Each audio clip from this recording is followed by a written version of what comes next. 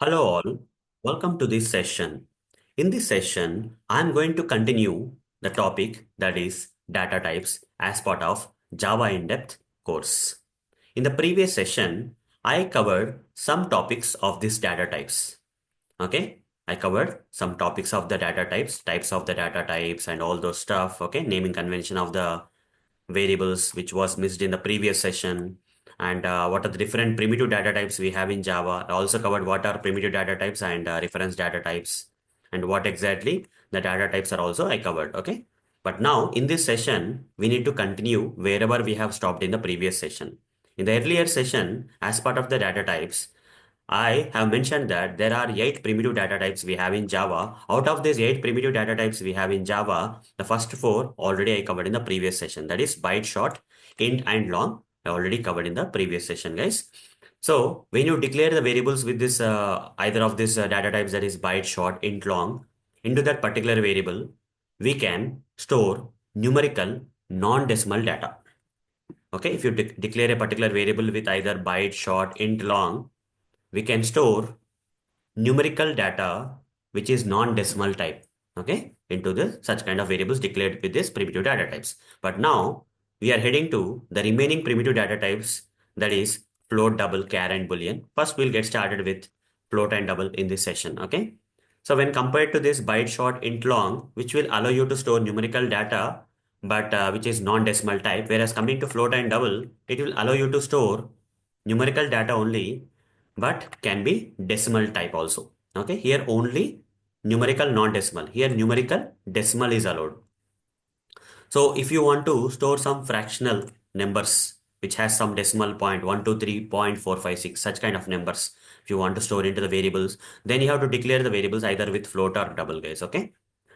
So what is the difference between this float and double here? Float is of 4 byte size, whereas double is double the size of float, that is 4 to the 8. Double the size of float, that is 8 bytes. Float is of 4 bytes, double is of 8 bytes. Okay.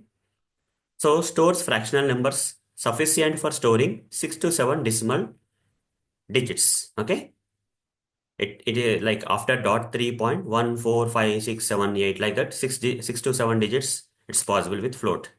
Coming to the double, again, this is also about stores fractional decimal numbers sufficient for storing a bigger, after the dot, a lot of decimal digits are allowed. Here only 6 to 7 is a sufficient one. Here sufficient for storing 15 to 16 decimal digits. It's a very big one, right? Example, it looks similarly. This is an example. Okay, let me demonstrate the float and double for you first. Okay, float and double for you first. Here, I'll write float. I'll declare a variable e. I'll create a variable a and declare that variable with float data type, and I'll try to assign some decimal data, 3.5. Put a semicolon. What is happening? I told you just now that if you declare a particular variable with float data type, you can store decimal, numerical decimal values or literals. But here, what is happening? Even though I'm trying to store decimal data 3.5, okay, numerical decimal data into a variable which is declared with float data type, I'm still getting a compiler error. Okay, why I'm getting? Just read this message, you'll understand, guys. Okay, type mismatch, cannot convert from double to float. What does it mean? By default, okay, in Java programming language, when you specify this kind of number, decimal number 3.5 like that, this is by default double literal type. Okay, here variable is float data type, but literal separately is a double literal type. Okay, who is bigger in size? Double is bigger in size or float is bigger in size? As you have already seen here, float is of 4 bytes, whereas double is as double the size of float. Here, the data size is double literal type, which is 8 bytes, whereas float data type is of 4 bytes. Here 8 bytes, here 4 bytes. Can I store something which is of bigger size 8 bytes into a smaller thing which is of 4 bytes? Not possible, right? You cannot put a bigger box into a smaller box. That's the problem. But I told you in the beginning that you can store some decimal data into the variables which are declared with float or double data types. But here, despite of me trying to store decimal data into the variable declared with float data type, it should allow, but it's not allowing because this literal type is not supported here, it is saying. So if you still want to store this decimal data into the variable declared with float data type, you should not specify the literal in, okay? You should not specify the literal in double type. Okay, this is a double literal type. Okay, so how to convert this double decimal literal type into a float literal type so that I can store into this variable? For doing that, at the end, you just add some capital F or lowercase f. Anything is fine. I generally prefer capital letters. Okay, capital F or lowercase f. You have to. Then this literal type. Okay, this data will get converted into floating point literal type. Okay, this data will get converted into floating point literal type. And now floating point literal type size will be 4 bytes, and that can be stored into the variable declared with float data type. Okay, that can be stored into the variable declared with float data type. Now write down SYSO, control space, and here try to print the variable E. Now run this code and see whether along with the previous data types, this particular float is also getting printed or not. Let's see. Right click run as Java application. You see all this 127, okay, 32767, 214, 748, 3647, all nines. Okay. Here you see this is, if I don't put L, by default this becomes an integer literal type. Okay. Then I have to add L at the end so that this value become a literal type, because integer literal type cannot be this much bigger. Integer literal type cannot be this much bigger. Okay. So if I have to store this much bigger number in Java into a variable, I have to put L at the end of the, I would put L at the end of the literal type. Okay. Then only this will become a long literal type. Okay.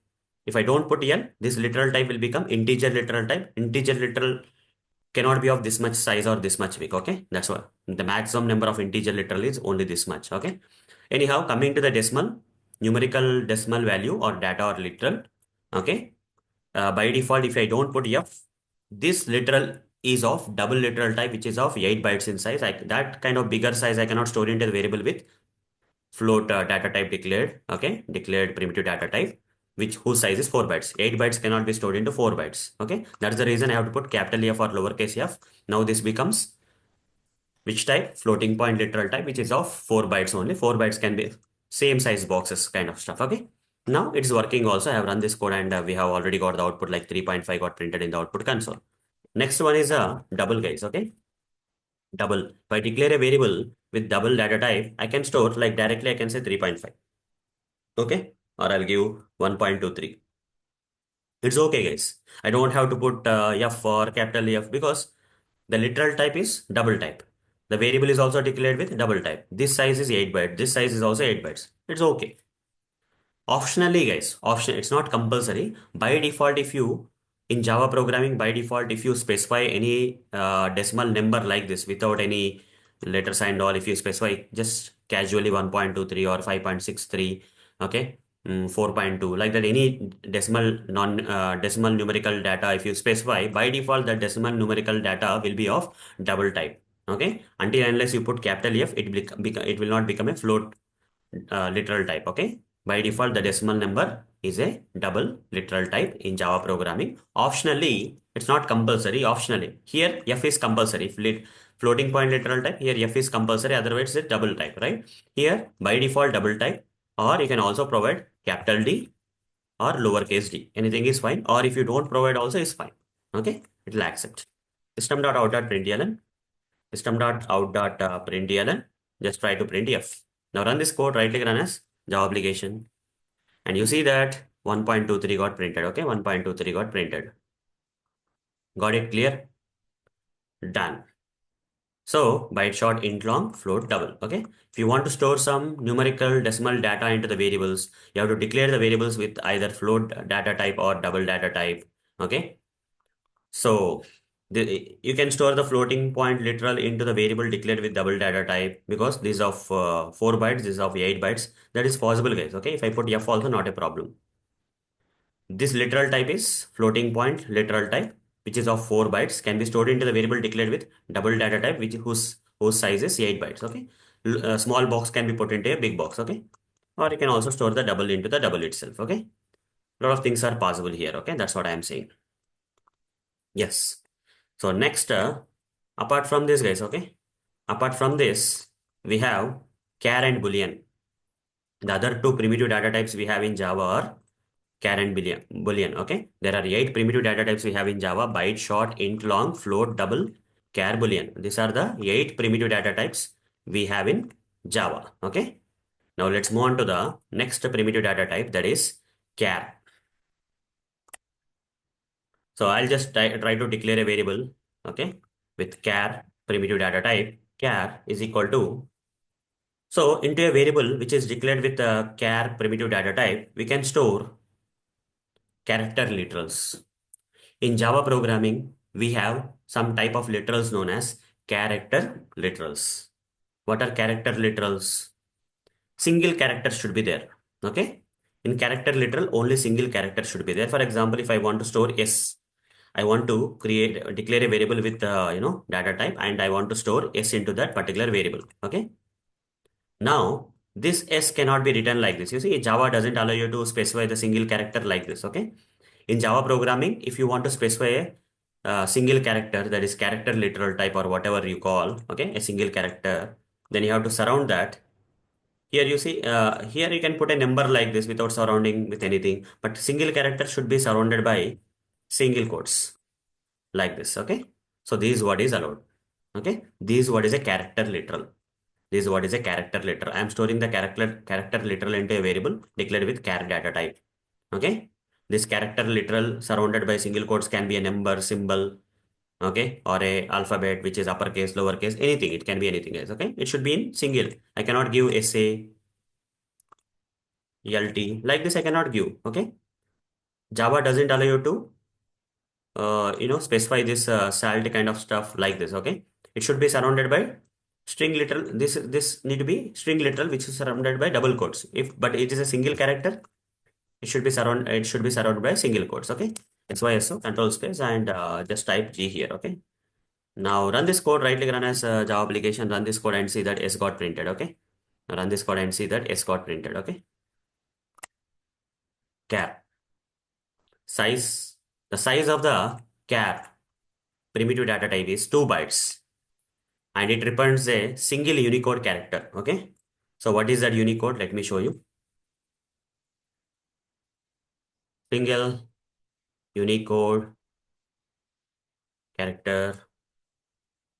There's the table here. You see, these are one. These are the symbols that are allowed. Okay, by Java programming. This many things you can go with. Okay, list of Unicode characters. Let me go here and see. You see, these are the list of the things that are allowed in Java programming. Okay, to allow this many number of characters and all. To allow this many number of characters. Okay, so single Unicode characters Java will allow. Okay. So in that single code, inside the single codes, you can specify this many number of characters, guys. Okay. These are the list of the characters that you can mention. All these other things. You don't have to remember all this stuff. I'm just giving just for reference that inside this to represent single character with a single quotes character literal, right? Okay.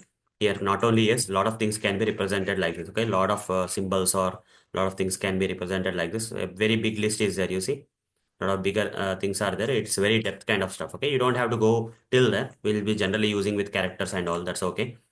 So the size of the char data type is of 2 bytes.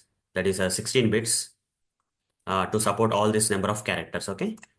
As per the size it will support, depending on the size how many things can be supported will be decided, right? Char data type has 2 bytes size in Java, and so that within these 2 bytes it can represent a single Unicode character. Okay, we already have given the example char g is equal to s or whatever it is, the last primitive data type we have, okay, in Java. So we can learn more about the char primitive data type, but at this point of time I'm not uh, at this point of time, I don't want to dig deep here in the char primitive data type. Okay, maybe in the upcoming sessions when we go in depth sessions of Java, right? Okay, I'll be covering the char in depth. Okay, but for now, this much is enough. So we are in the level 1 of Java as part of in-depth. Even though this is a in-depth Java in-depth course, but still in the first level we are actually covering the important stuff first, and later we'll do the all the research and all in-depth learning. Okay, I want you to come to a stage where you can understand all the stuff. Okay, first. Yeah, what next? Boolean. Next one is Boolean, guys. String is a predefined class in Java, Boolean. Okay. What is this? Somewhere it came for, this should be removed, guys. Okay. This should be removed. Okay. That is a mistake. The size of Boolean, the size of the Boolean is, how much do you think the size?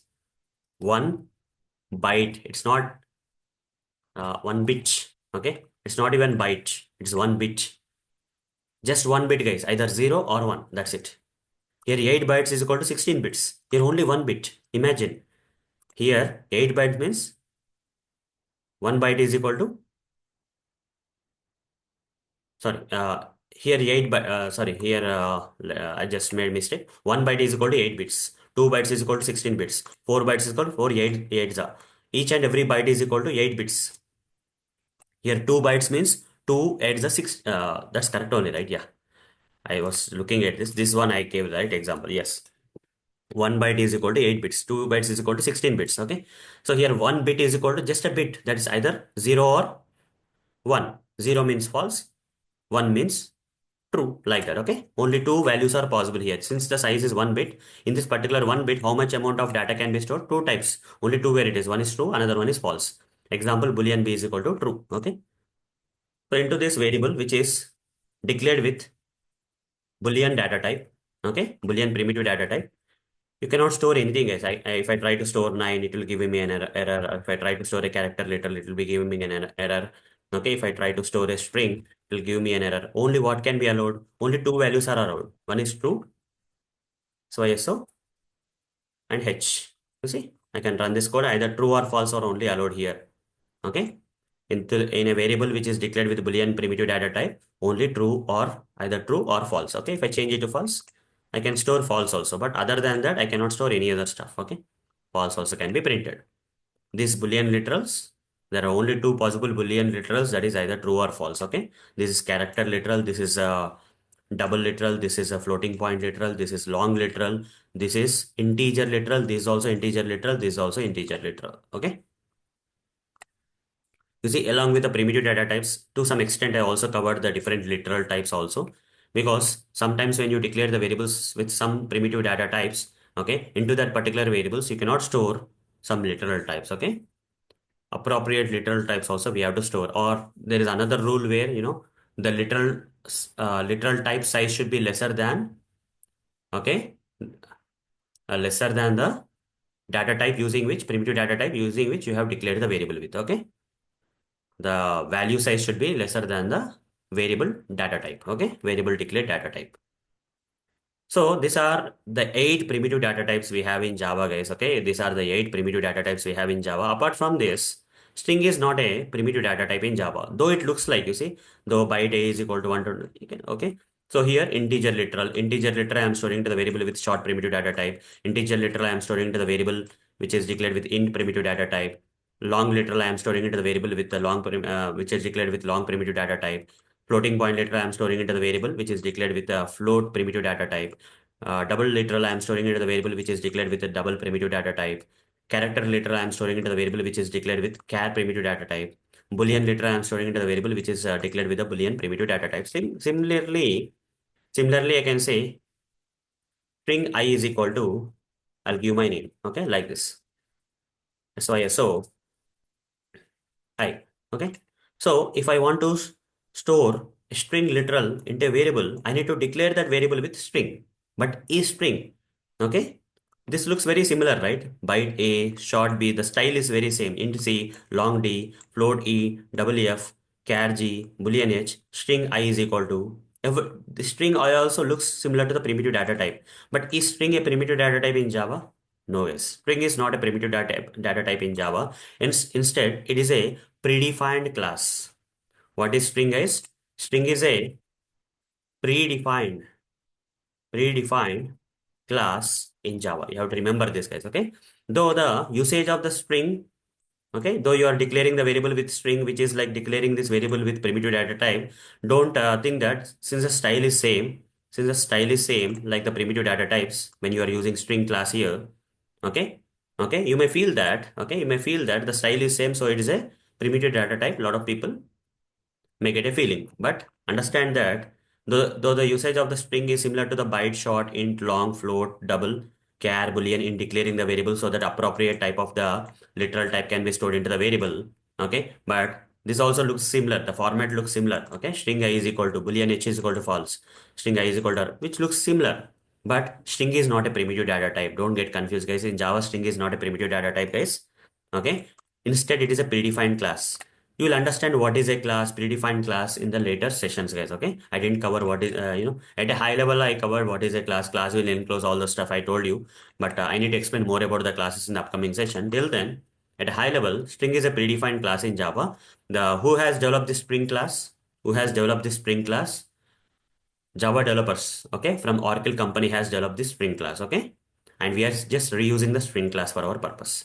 So though it looks similar to the other primitive data types usage, don't think that string is a primitive data type. Instead, string is a predefined class in Java. Okay, I'll explain more about the class in the upcoming session so that you'll understand. If I declare the variable with a string predefined class, not the primitive data type, I can store literal, okay, string literals. This side is a string literal. Whatever the text that is surrounded by double quotes is nothing but a string literal. String literal can be stored into the variable which is declared with, okay, which is declared with uh, string which is declared with string predefined class. Okay, so here I should not be called as a variable, guys. It should be called as an object reference. But since I didn't cover you what is a class, what is an object, okay, what is object reference, I didn't cover. You will not understand that for a while. Okay, just wait for some more sessions, guys. Okay, you will get the session where you'll understand what is the variable is all about. Okay, now run this code and see. Right click, run as Java application and see what is happening. Okay, done. Next, what? I'll also give an example. So it looks like a primitive data type, but string s is equal to, can give like this. Okay, this is one example.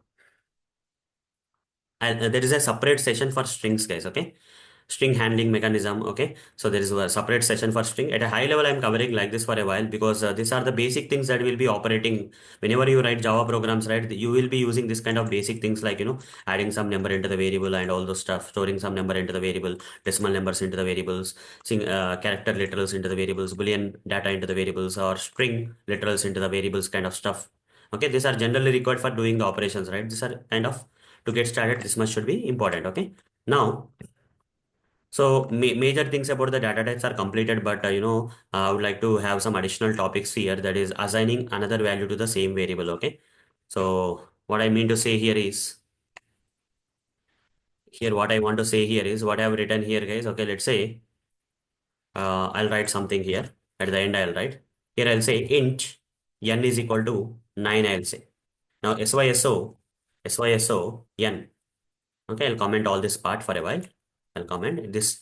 Once commented, right, this particular code is disabled and it will not run. Okay, whenever I need it again, I'll uncomment it and run. Okay, so only this particular code is available now. I'll just write it here on the top so that you can understand. Remaining all is comment. Okay, int n is equal to 9, system.out.println. What will be printed in the output console, guys? The value, the whatever that you have stored into the variable n will be printed in the output console when I try to print the variable like this. Okay, 9 got printed. What if in the next line, if I say n is equal to 19?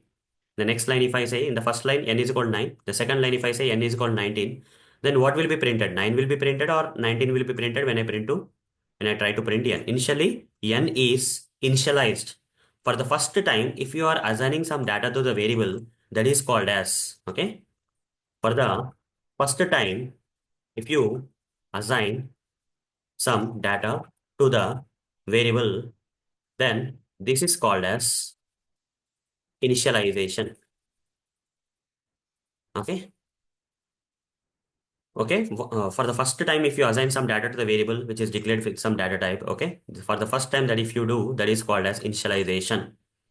From second time onwards, okay, this part is called as initialization. Initialization. We generally call that initializing the variable n with the value n, 9. Okay, initializing variable n with value 9. This is what we can technically speak about. And in the next line, when you say n is equal to 19, this is called as reinitialization. For second time onwards, you're trying to, okay, change the value of the variable. This is called as reinitialization or updation. Okay, updating or updation. Okay, reinitialization or updation, whatever you can. Okay, updating value. Okay, reinitializing the variable with a new value. Okay, so you can simply say updating the variable with a new value, or reinitializing reinitializing the variable with new value. Okay, reinitialization or updating. This is what we can say that, guys. Okay, now the original value of the n 9, which is stored into the variable n, will be updated with 19. How does this happen in the internally, in the memory? How does it happen? At a high level, I'll draw, guys. Don't take this serious. The diagram that I'm showing for memory management, don't take it serious, guys. At a high level, you try to understand. Let's assume that this is your computer memory. Assume that this is your computer memory.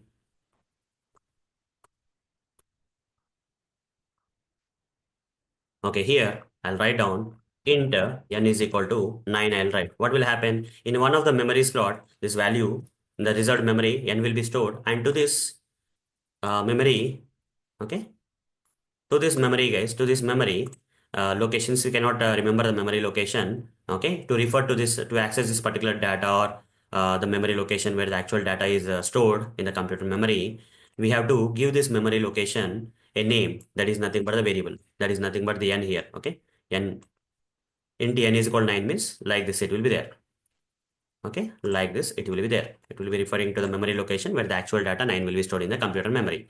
Now in the next step, when you say, okay, n is equal to 19, you see, I don't have to declare this variable again and again, guys. Okay, only for the first time only the variable need to be declared. From the second time onwards, you don't have to declare the variable. You should not write like this. This is not correct. You will get the error. You see, you'll get the error. You should not duplicate local variable. You're trying to create the, again you are trying to create this variable with the same name. Okay, that's the problem. Okay, so once declared, and once declared, right, you should not declare it again. Okay, you can reuse though. Okay. Now, the moment when I say n is equal to 19, this 19 will be stored in some other memory location, guys. Okay, let's say 19 is stored here. Okay, let's say 19 is stored here. Now, what will happen the moment you say n is equal to 19? Okay, this n will now refer to the new location, new memory location where this 19 data is stored, and the previous earlier reference to the previous memory location will be lost, because at a time the variable can refer to only one location in the memory. Okay, two locations it cannot refer, so the previous location will be lost, and n is now referring to 19. Okay, to the memory location where 19 is stored in the computer memory. Now, if I try to print n, since n is not connected to 9 anymore, n is now referring to the memory location where 19 is there. So when I try to run this code, n will be printed as 19, guys. Okay, when I print n, the updated value 19 or reinitialized value, okay, 19 will be printed instead of 9. Old value will be replaced by 19. Okay, this is how it happens in the computer memory, guys. Okay, that's what you need to understand. Fine. So assigning another value to the same variable. Okay, for the second time onwards, second time onwards, if you assign some data to the variable, then it is called as, okay, updating or re reinitialization. Okay, done. Now creating multiple variables of the same data type, creating multiple variables of the second thing that you need to understand here is creating multiple variables of the same data type. Okay, I'm going to give another example. I'll comment all this part, guys. I'll just explain on the top. Creating multiple variables of the same data type. For example, I want to, there is one more thing before going to this particular topic, guys. Okay, we can separate the variable declaration and variable initialization. Okay, initialization to multiple statements. What does it mean? I'll tell you. We can separate the variable declaration and variable initialization to multiple statements. What this mean here is, so before that, here example, I'll just write down an example also. So here I already have an example, right? I'll just comment that and I'll just write this.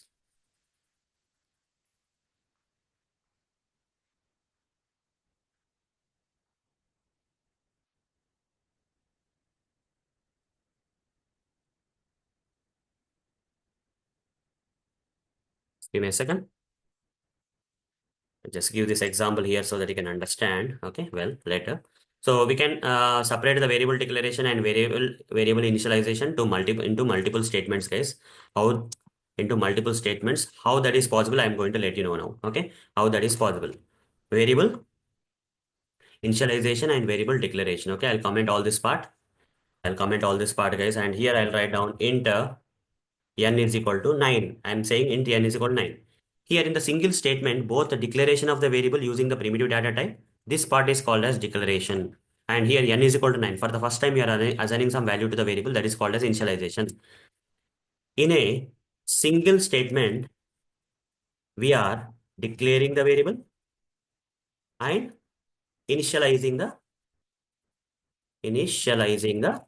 variable, right? Both the things are happening. Initializing variable. Okay, in the single statement we are declaring the variable and initializing variable.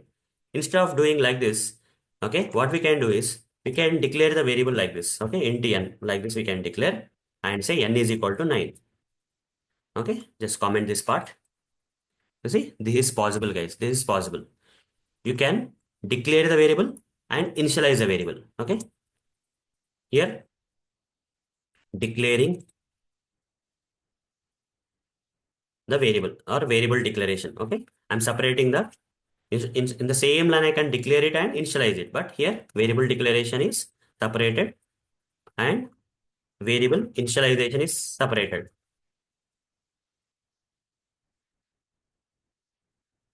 Okay, variable declaration is separated, variable initialization is separated. If I say system.out.println, n means will print the value that is stored into the variable, that is 9 will be printed in the output console. Still it will work fine. Okay, still it will work fine. Okay, where we can separate the variable declaration, variable initialization into multiple statements. Example, okay, int n like this. Okay, like this we can do. Okay, fine. Creating multiple variables of the same data type. Okay, the third thing that you need to know, understand is creating multiple variables of the same data type. So here I'll comment all the stuff which is not required now. I'll focus on this part now. Okay, creating multiple variables of the same data type. Okay, so I would like to declare different variables. Int A is equal to 5. Int B is equal to 10. Int C is equal to 15. Int D is equal to 20. Int E is equal to 25. Int F is equal to 30. Like this, multiple variables A, B, C, D, E, F, I have declared that them with the help of the primitive data type known as in data type, which is same. All these variables are declared with the same data type. Okay, and I'm assigning some value also. Instead of writing like this, what you can do here is, instead of writing like this kind of statement like this, what you can do is, since all these variables are declared with the same data type, if they are of different data types, I cannot go with this process. But since A, B, C, D, E, F, all the primitive data types, all these variables are declared with the same primitive data type here, I just can write int only once. Instead of writing the int this many number of times, 1, 2, 3, 4, 5, 6, I can write it only once and say A, comma, B, comma, C, comma, D, comma, E, comma, F. That's it. Okay. This many types of number of times of statements we don't have to write. In a single statement, I can declare all these variables of the, if they are of same data type. Okay. If all these variables need to be declared with the same data type, you can declare that multiple variables in the single line uses the single that same data type. Okay, fine. Now, what about this assigning the values? Can you do it here? Yes, you can do it. A is equal to 5, B is equal to 10. You see, in a single line, instead of wasting this many lines, I can write in a single line here. Okay, C is equal to 15, D is equal to 20, E is equal to 25, and F is equal to 30. I can do like this. Okay, now I can print also. System.out.println A, system.out.println B, system.out.println C, system.out.println D, system.out.println E, and system.out.println F. Okay, like this I can write and run this code, right click run as. Java application and see that, you see, everything is working fine, okay? I can declare the multiple variables of the same data type in a single variable, a single statement, okay? So in Java, if you have multiple data types, multiple variables which should be declared with the same data type, then you can do the declaration. Instead of writing them in multiple lines, you can declare them in a single line like this, okay? But what if A is int and B is byte, C is long, D is short, okay? Int is float and this is double, okay? If all the variables have the different data type, can we write like this? No. Only when the variables are of the same data type, this can be achieved. Here A is of int-primitive data type, B is of int-primitive data type, C, D, E, F are also of primitive data type, int-primitive data type, we can write in a single statement. But here, if the variables are of the different data type, you should not be able to, you cannot write in a single statement. That's what I mean to say. Okay. Okay. So this is the thing, guys. Okay. This is the thing. Fine. Next what? So this much only, guys. Okay, we are done with the data types topic now. Okay, I can go deep, guys, deep and deep, lot of deep I can go with this data types, but we are in the level 1 of Java where the important parts of Java. I'm not saying I'm covering basics of Java. I'm going behind the basics and covering all the important topics of Java, whichever that everyone need to know to get started or to have some confidence of Java. Okay, after this level 1 of Java is completed, we are going to the level 2 where we are going to go deep into the Java programming. Okay, and we are going to learn a lot of stuff there. Fine. Anyhow, the next topic, okay, in the next session, I'm going to start the next topic, that is operators topic, guys. Okay. For now, we are done with two items in this uh, you see, in these four items, that is four components, variables, data types, operators, and literals, which are required. Okay. With the help of these variables, data types, operators, and literals, we can store the data into the Java programs. Without any of these items, we cannot store the data in the Java programs. So out of all these four items, variables, data types, operators, and literals, I completed variables, that one of the previous sessions, and then I now completed the data types also. I'll collapse this. So variables are completed, data types are completed. Two more items are left, operators and literals. So in the next session, I'm going to explain you about the operators, okay? Different type of operators I'm going to cover in the next session, okay? So that's all for this session, guys. See you in the next session. Thank you. Bye-bye.